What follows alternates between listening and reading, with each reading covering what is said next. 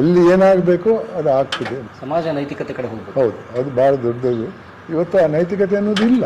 ಇವತ್ತು ಸಂತೋಷ್ ಹೆಗಡೆ ಸರ್ ಹೇಳಿದ ಮಾತುಗಳನ್ನು ಯುವಕರಾಗಿ ನಾವೆಲ್ಲರೂ ಭಾಳ ಗಮನ ಇಟ್ಟು ಕೇಳಬೇಕು ಅಂತ ಅನ್ನೋದು ನನ್ನ ಅನಿಸಿಕೆ ಸ್ನೇಹಿತರೆ. ಯಾಕಂದರೆ ನಡೆದೋಗಿದ್ದನ್ನ ಬದಲಾಯಿಸೋಕ್ಕೆ ಆಗಲ್ಲ, ಆದರೆ ನಡೆಯಬೇಕಾದದನ್ನು ನಡೀತಿರೋದನ್ನು ಬದಲಾಯಿಸೋಕ್ಕೆ ಸಾಧ್ಯ ಇದೆ. ಅದಕ್ಕೆ ಕಾನೂನು ಕೂಡ ಸೋತಿದೆ, ನ್ಯಾಯಾಂಗ ಕಾರ್ಯಾಂಗ ಶಾಸಕಾಂಗ ಕೂಡ ಸೋತಿದೆ. ಆದರೆ ಸಾಮಾಜಿಕ ಅಂಗ ಒಂದು ಇದೆಯಲ್ಲ, ಸಮಾಜಕ್ಕೊಂದು ಮನಸ್ಸಿದೆಯಲ್ಲ, ಸಮಾಜಕ್ಕೊಂದು ನೈತಿಕ ಪ್ರಜ್ಞೆ ಇದೆಯಲ್ಲ, ಆ ನೈತಿಕ ಪ್ರಜ್ಞೆಯನ್ನು ಮತ್ತೆ ನಾವು ಅದನ್ನು ಹೊಸದಾಗಿ ತಂದಿಟ್ಕೊಳ್ಳೋ ಅವಶ್ಯಕತೆ ಇಲ್ಲ. ಇದ್ದದನ್ನು ಬಡಿದು ಎಬ್ಬಿಸಿ ಎಚ್ಚರಾಗಿ ಒಳ್ಳೇದನ್ನ ಒಳ್ಳೇದು ಅಂತ ಸ್ವೀಕರಿಸ್ತಾ ಕೆಟ್ಟದನ್ನು ದೂರ ಇಡುವಂಥ ನಮ್ಮ ಹಿರಿಯ ಸಂಸ್ಕೃತಿ ಏನಿತ್ತಲ್ಲ ಅದನ್ನು ಮಾಡೋಣ ಅಂತ ಹೇಳಿ ಇವತ್ತು ನಮ್ಮ ಸರ್ ಬಹಳ ಅದ್ಭುತವಾದ ಮಾತನ್ನು ಹೇಳಿದರು. ಆಮೇಲೆ ಅವ್ರ ಬದುಕಲ್ಲಿ ಅನೇಕ ಪಾಠಗಳಿದ್ದಾವೆ. ಅವರು ಕೂಡ ದೊಡ್ಡ ಹುದ್ದೆಯಲ್ಲಿದ್ದರು, ಮಾಡಿದರೆ ಬಹುಶಃ ಅರ್ಧ ಬೆಂಗಳೂರು ಬದುಕ್ಬೋದಿತ್ತು ಅವರು. ಆದರೆ ಒಂದು ಫ್ಲ್ಯಾಟಲ್ಲಿ ಅವರು ಅದ್ಭುತವಾಗಿ ಅವ್ರವ್ರ ಕುಟುಂಬ ಬದುಕ್ತಿದ್ದಾರೆ.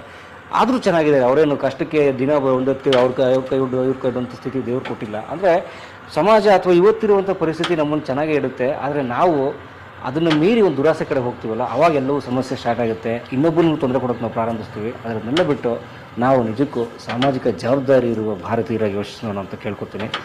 ಸರ್, ನಿಮ್ಗೆ ಅನಂತ ಧನ್ಯವಾದ ಸರ್.